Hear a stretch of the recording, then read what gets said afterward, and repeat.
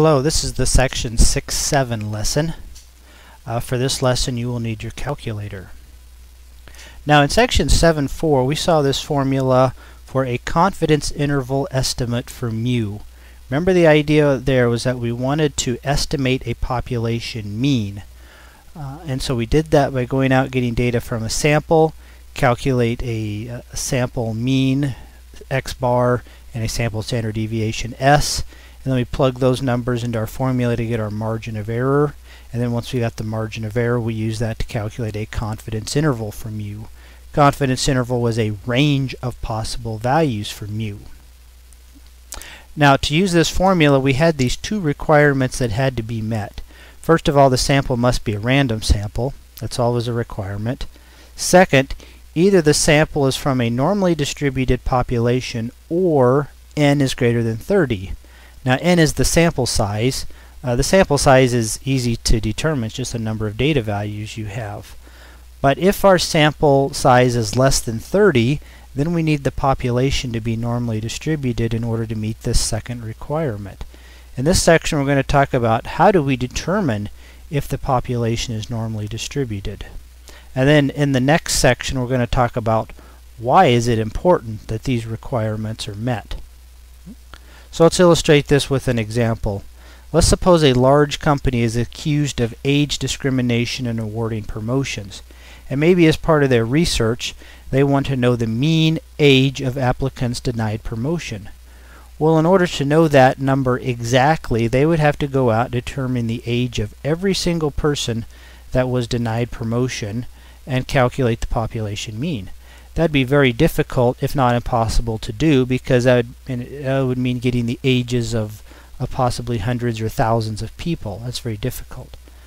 So instead they're going to try to estimate that mean age by collecting a sample and from that calculating a sample mean, a sample standard deviation, and then a corresponding confidence interval estimate for mu, the population mean. So suppose they go out and they select 10 randomly selected applicants who were denied promotion and they note their age. So here's the ages of these 10 people, range from 38 up to 57. Okay. So then they would like to use this data to calculate a confidence interval. But remember that second requirement was that either the population is normally distributed or n was greater than 30. Well, n in this case is only 10, which is obviously less than 30. So in order to meet that requirement, they need to determine if the population of all applicants who are denied promotion is normally distributed. So, question, do these data come from a population that is normally distributed? If the answer is yes, then they can use this data to calculate a valid confidence interval. If the answer is no, then they cannot use this data to calculate a valid confidence interval. They'd have to do something different. So the idea of determining if a population is normally distributed or not is what we call assessing normality. And we're going to go through a three-step process for assessing normality. The first is to identify outliers. Remember, an outlier is just a data value that's quite a bit larger or smaller than all the other data values. And we're going to reject normality if there is more than one outlier. So we just look at the data real quickly, and specifically look at the ends. Our data are lined up from smallest to largest. Notice that smallest data value isn't that much smaller than the next smallest. Likewise, our largest value isn't that much larger than all the other values. So we would conclude that there is no outlier. So based off this first criteria, we would not reject normality. Now, second is to construct a histogram. And now a histogram is a type of graph that we talked about back in chapter 2. And remember, normal distribution and bell curve shaped histogram mean essentially the same thing. So we're going to construct a histogram and then reject normality if the histogram departs dramatically from a bell curve shape. Now we need to talk about how to construct a histogram on our calculator. We talked about what they are back in chapter 2, but we didn't talk about how to actually construct them. So the first step is to enter your data in a list. And we know how to do that. We've done that many times. Just go to Stat, Edit, Edit, put your numbers in list L1. Now once you've done that, we need to go to stat plot, which is second y equals, and we need to format our resulting window to look like this here on the right. So select on, highlight it, press enter, select the third type. Notice that kind of looks like a histogram. That's the type we want. So select that, hit enter. Next to X list, so enter the name of the list in which you enter the data. Typically that's L1, so choose L1. Frequency is 1.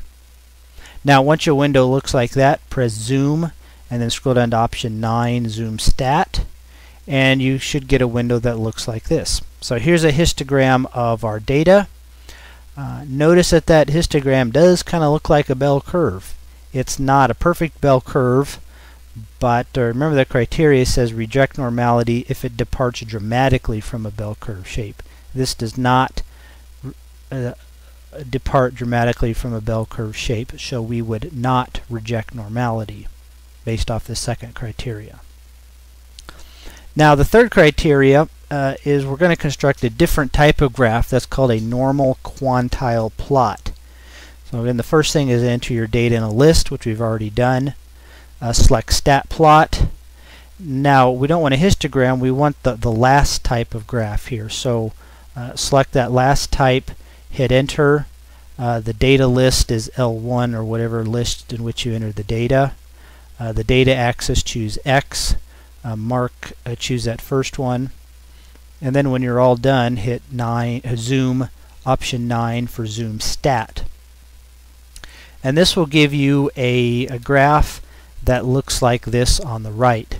Now this looks kind of like a scatter plot, but it's not a scatter plot. It's a different type of graph that we call a normal quantile plot. Now we're not going to talk about the details of how this is calculated. We're just going to talk about how to interpret it. And so what we're looking for here is a straight line pattern. The criteria is that we reject normality if the points do not lie close to a straight line, or if the points exhibit some systematic pattern that is not a straight line pattern. In other words, if we don't see a straight line, then we reject normality. If we do see a straight line, then we do not reject normality. So in this case, we see dots that kind of form a straight line. Not a perfect straight line, but it's a straight line. And so we would not reject normality based off of this criteria. So in all three criteria, we did not reject normality. And so what this means is that it appears that our data come from a population that is normally distributed. What this means in terms of our data is that we could use this sample data to construct a valid confidence interval. Now next section we'll talk more about what do we mean by valid, but at the very least here we have met all our criteria, so we can use the data to construct a valid confidence interval. Now one quick caution here, this does not prove that the population is normally distributed. We never prove anything with data. We maybe suggest something or we reject something, but we don't prove anything. Here our data seems to indicate that the population is normally distributed, and that's good enough. Alright, let's look at another example of assessing normality. Suppose we want to estimate the mean number of boxes of cereal in houses in a town. So we've got a town, we want to know the mean boxes of cereal in these houses. So suppose we go out and we ask 7 randomly selected houses how many boxes of cereal they have. The first house had 0 boxes, the second house had 1, the 10th house had 10, etc. Well, suppose again that we want to construct a confidence interval for mu, the mean number of boxes in this town. Again, we've got these same criteria as in the previous example. We need random data, which we have. Second criteria, we need either n greater than 30 or a normally distributed population. Here n is only 7, so we need a normally distributed population in order to use that formula. So if the data do come from a population that's normally distributed, then we can use those formulas. If the population is not normally distributed, then we need to do something different. So let's go through our 3 criteria. So first is look for outliers. So look at this, we got 6 numbers that are between 0 and 3, and we got 10. 10 is quite a bit larger, So we have one outlier. But remember, the criteria was that we reject normality if there's more than one outlier. There's not more than one outlier, so we would not reject normality based off of this criteria. Okay. Second step is to construct a histogram. Now we do histogram just like we did in the previous example. Enter your data in a list, choose the histogram stat plot, and there's our histogram. Now notice that does not look anything like a bell curve. And so we'd be tempted to reject normality. However, one could also argue that our histogram is a little inconclusive because we have too small of a sample. Those bars look quite a bit taller or shorter than one another. However, note that the difference there is only a 1 or 2, so the difference isn't quite as big as it looks. So a small sample histogram is a little inconclusive. So our third criteria is we're going to construct a normal quantile plot. This is going to be a little more conclusive with smaller samples like this. Construct that just like in the previous example, and here's what we get. Notice that those dots do not lie very close to a straight line. Those first 6 dots do kind of form a straight line, but then that last one throws it all off. So that's not a straight line pattern, and so our conclusion is that our population is not normally distributed. So that means we do not meet that third requirement. So if we wanted to construct a valid confidence interval for mu, we would need a sample of more than 30 in order to meet that second criteria, because our population is not normally distributed. Now, other pieces of statistical software will construct quantile plots for us, and some of them are easier to read than the one that our calculator gives us. The software Minitab that we use on campus will do it. It calls it probability plots. It's the same idea.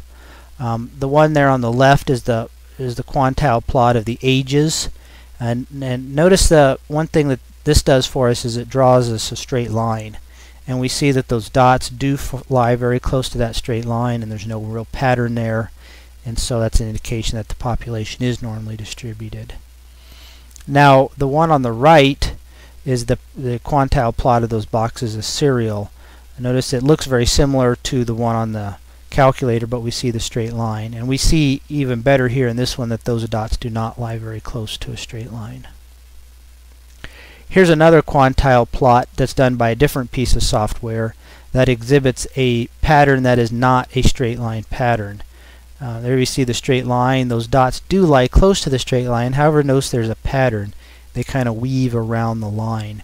And so based off of that, we would say that this population is not normally distributed. Now here's a quote from a book called The Cartoon Guide to Statistics that they call the Fuzzy Central Limit Theorem. It says, data that are influenced by many small and unrelated random effects are approximately normally distributed.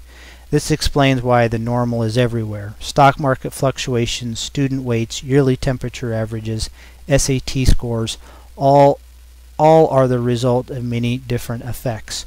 So if we're measuring something from a population that is affected by many different unrelated random effects, then it may be reasonable to assume that the population is normally distributed, even if we don't have any data to back it up.